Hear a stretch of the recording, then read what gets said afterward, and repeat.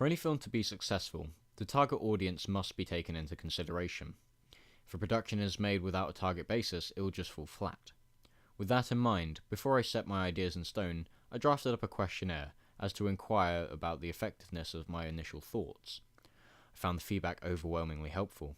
As the questionnaire features decisions on characterization, editing, and narrative, it really helped me shape my production.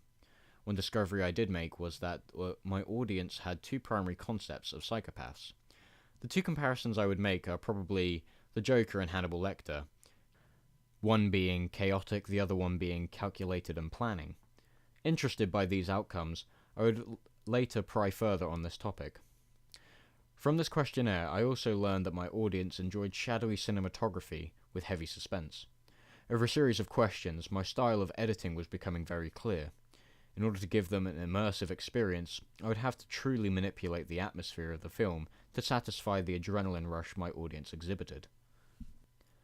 As mentioned earlier, I was very interested in the interpretations of my audience concerning psychopaths. Unsurprisingly, these contained analogies of film and TV, such as Batman the Dark Knight and Silence of the Lambs, both of which arose multiple times in conversation.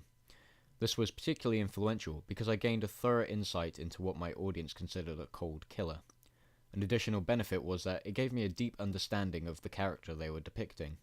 This made scripting, speech, and actions much easier for me. Despite a close split between the opinions, the Hannibal Lecter style killer won, and I began calculating ways to convey this character style in my production. Meanwhile, I drew up some poster designs, none of which were great. This reflected in my audience feedback, and eventually I scrapped all three and took some suggestions for a new design. The result was a far more positive response from my audience, and that design became my poster. It became clear to me that my audience was willing to work with me to develop a complete set of products that we would all be happy with.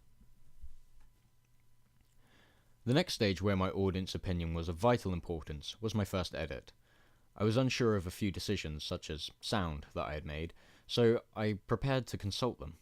Thankfully, the feedback was mostly positive. They were very pleased with how it had turned out in light of the initial ideas. One feature that was consistently in favour was the enigma value. They said that they felt involved with the film, trying to guess where it was going next. The slight ambiguity gave them joy in developing their own interpretations of the moral, and I enjoyed listening to them talk their ideas through with each other.